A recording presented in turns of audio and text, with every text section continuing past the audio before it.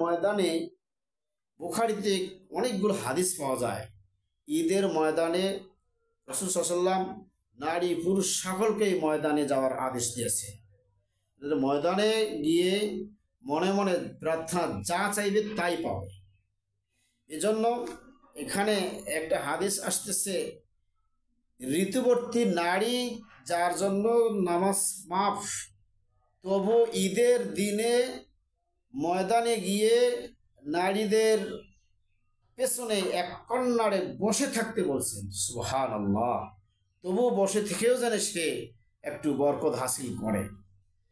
দেখেন, তো আমরা এই কথাগুলো শুনলে, এই হাদিসগুলো শুনলে আমরা অনেকেই সালফাইরা উঠি। হ্যাঁ, এটা কেমন কথা? সিসি সিসি, হাদিস আছে, নিষেধ তো কোথাও নেই, আদেশ। আন উম্মি আতিয়া উমিরনা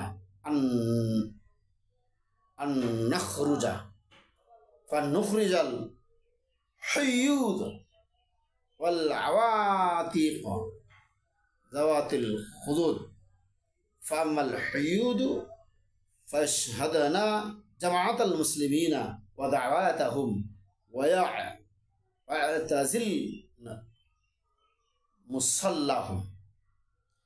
এখানে উম্মে আতিয়া হতে বর্ণিত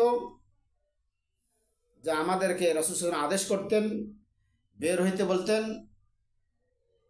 যে ঋতুবর্তী নারী যারা আছে তারাও যেন ময়দানে হাজির হয়,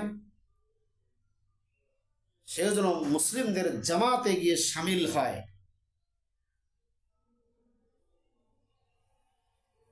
এই হাদিসে এটা আসতেছে যে ঋতুবর্তী একজন নারী সেও যেন ময়দানে গিয়ে, মহিলাদের প্যান্ডেল আছে পিছনে, প্যান্ডেলের ওদের পিছনে এক কথায় একদম পিছনে এক কর্নারে সে যেন বসে থেকে মুসলিমদের জামাতে শামিল হয়।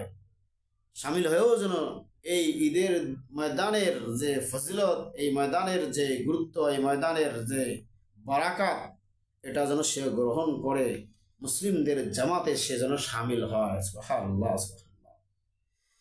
বুখারীর 981 নম্বর হাদিস। এটা তো ছিল না, এখন আছে, এখন প্রত্যেকটা জায়গায় এখন চালু হয়েছে। প্রধানমন্ত্রী যে হাসিনা খালেদা, এরাও কিন্তু ময়দানে গিয়ে হাজির হয়, জাতীয় ঈদগাহ ময়দানে এরাও নামাজ পড়তে আসে। মহিলাদের জন্য আলাদা ব্যবস্থা করতে হবে, পর্দার সহিত যেতে হবে, এটা 100%।